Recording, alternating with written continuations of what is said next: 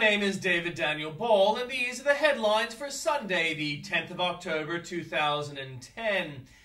Today's tune is dedicated to Frederick John Napier Thesiger, a former governor of Queensland. Bible quote, "It is the Lord your God you must follow, and him you must revere. Keep his commands and obey him. Serve him and hold fast to him." Deuteronomy 13:4. And in headlines from Fox News, dozens of trapped workers see their way out as a drill breaks through to their underground purgatory, 66 agonizing days after a gold and copper mine collapsed above them. Senate staffers who already enjoy their best health care to take part in health fair, complete the massages, food tastings and screenings, and taxpayers are footing the bill. Iran reveals the first time that it has ended espionage at its nuclear facilities, where some personnel were promised cash to pass secrets to the West, as the Islamic country says it is ready for talks over its nuke program. As the 2010 election season enters the final stretch, some political hopefuls are ditching the robocalls and turning to text messaging to reach voters while on the campaign trail. And in breaking news from News.com, a leading Australian-based democracy campaigner said there's now more pressure on Beijing to move to a more open society after jailed Chinese dissident Liu Xiaobao was awarded the 2010 Nobel Peace Prize. American starlet Miley Cyrus is taking heat from a powerful parents group for her ongoing efforts to shed her good girl status in the sexy new music video for her song Who Owns My Heart. The Shiite militant group Hezbollah called for a huge turnout to welcome Iran's President Mahmoud Ahmadinejad when he arrived on a two-day official visit to Lebanon next week. Afghan President Hamid Karzai visited the Taliban strongholds of Kandahar yesterday, calling on insurgents to lay down their arms and locals to join the government security forces.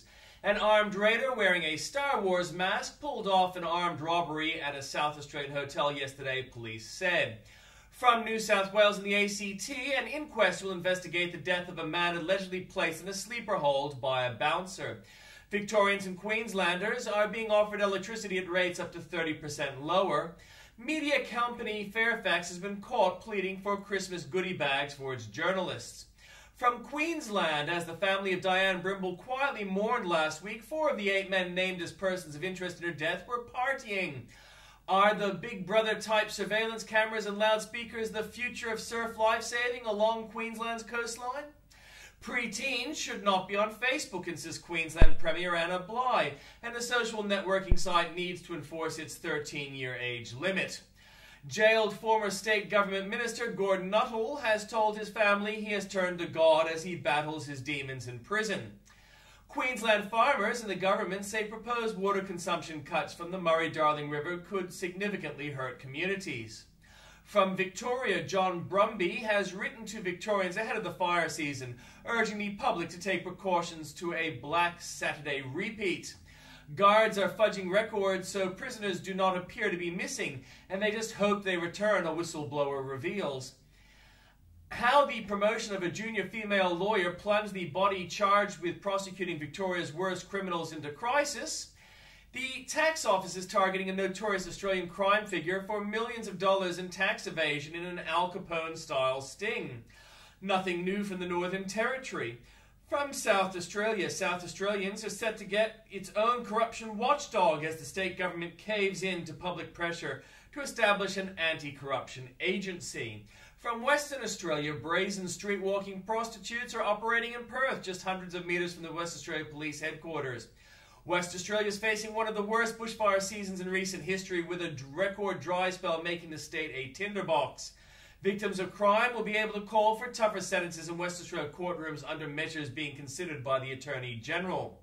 A third boat in 24 hours carrying 66 suspect asylum seekers has been intercepted by the authorities off Australia's northwest coast.